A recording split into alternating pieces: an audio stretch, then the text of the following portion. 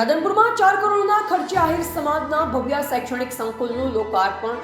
શિક્ષણ એ સમાજના વિકાસનો મજબૂત પાયો છે। શૈક્ષણિક સંકુલ નવી તકો ઊભી કરશે તેમ અધ્યક્ષ શ્રી શંકરભાઈ ચૌધરી જણાવી રહ્યા છે। શિક્ષણથી સમાજનો સર્વાંગી વિકાસ શક્ય। રાધનપુર ખાતે શ્રી વઢિયાર આહિર કેળવણી મંડળ દ્વારા આશરે 4 કરોડ રૂપિયાના ખર્ચે નિર્મિત ભવ્ય શૈક્ષણિક સંકુલ સમાજને અર્પણ કરવામાં આવ્યું। આ પ્રસંગે ગુજરાત વિધાનસભાના અધ્યક્ષ શ્રી શંકરભાઈ ચૌધરી મુખ્ય મહેમાન તરીકે ઉપસ્થિત રહ્યા, જ્યારે ઉચ્ચ અને તાંત્રિક શિક્ષણ વિભાગના રાજ્યમંત્રી શ્રી ત્રિકમભાઈ છાંગા અને પૂર્વ કેબિનેટ મંત્રી શ્રી જવાહરભાઈ ચાવડાની વિશેષ ઉપસ્થિતિમાં લોકાર્પણ સમારોહ યોજાયો।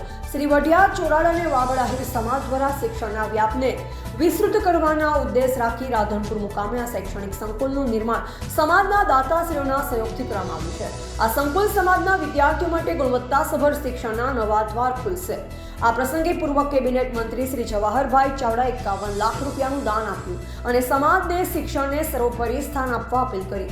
ઉપરાંત પૂર્વ ધારાસભ્ય શ્રી રઘુભાઈ દેસાઈ 31 લાખ રૂપિયાનું દાન આપી સંસ્થાને પ્રોત્સાહન આપ્યું।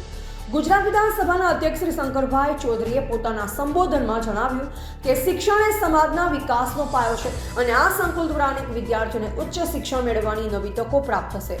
તેમણે મંડળના પ્રયત્નને સમાજના વિકાસ માટે મહત્વપૂર્ણ ગણાવ્યો। ઉચ્ચ અને તાંત્રિક શિક્ષણ રાજ્યમંત્રી શ્રી ત્રિકમભાઈ છાંગાએ જણાવ્યું કે શિક્ષણ એ સમાજના સર્વાંગી વિકાસ માટેનું સૌથી શક્તિશાળી સાધન છે।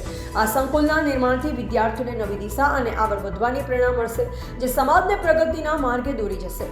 સમારોહ દરમિયાન સંસ્થા માટે દાન આપનાર દાતાશ્રીનું સન્માન કરવામાં આવ્યું। આ પ્રસંગે ધારાસભ્ય શ્રી લવિંગજી ઠાકોર, શ્રી વગાભાઈ બારડ, પૂર્વ કેબિનેટ મંત્રી જવાહરભાઈ ચાવડા, પૂર્વ ધારાસભ્ય રાધનપુર શ્રી રઘુભાઈ દેસાઈ, સમાજના આગેવાનો, યુવાનો અને મહિલાઓ મોટી સંખ્યામાં ઉપસ્થિત રહ્યા હતા।